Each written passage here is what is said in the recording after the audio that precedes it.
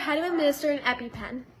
So I know I don't look the best, but I was in the hospital for a few days and I just got back and I wanted to teach you guys how to use an EpiPen.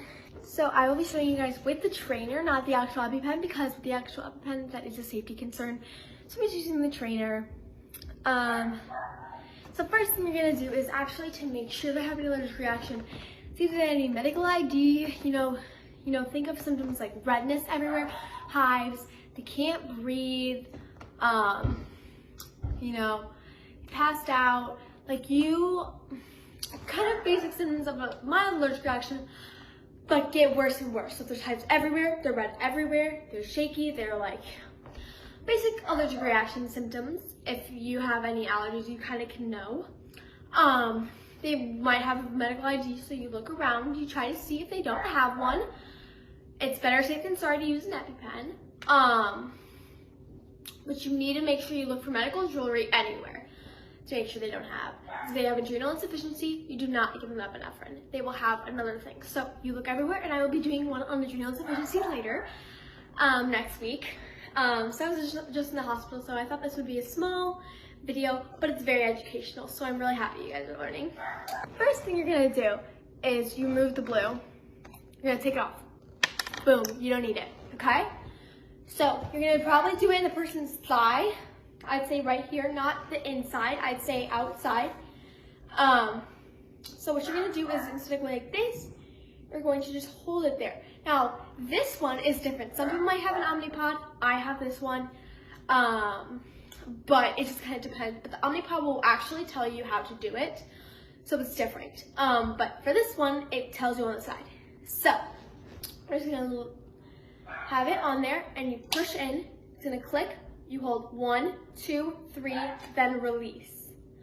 Okay, you should see results in a few minutes. If you don't, please check and see if they have anything in their backpacks, if they are type 1 diabetics, if they have any adrenal insufficiency things, if they have POTS, check to see if there's anything, because you don't want to use epinephrine. But if you end up doing that and you don't see anything helping, yes.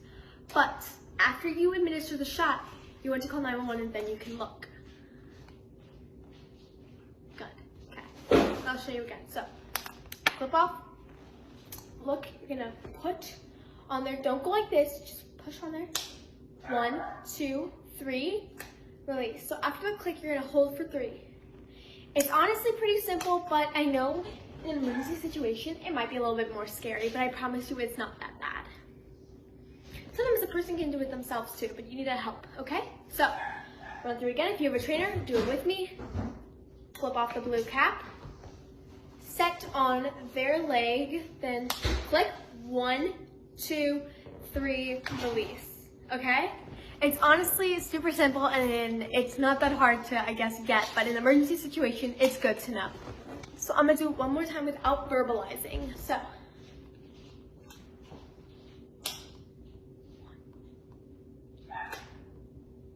just like that, super easy. If you have a practice one, I suggest you practice with it, because it is very, very useful. In a fast-paced situation, it might look like this. Call 911. That would how you would do it, okay? So you make sure you call 911 after you do this. You don't call 911 before, because they're gonna have questions they're gonna ask. Then it might become to a life-threatening state where if you give them the epi, it might be too late. So you want to make sure you do that before anything, but you also check for jewelry before you do anything. It can be very hard, but it's good for everyone to learn how to deal with that situation. So yeah, I hope you guys learned something, and I hope you guys come back next time. Bye!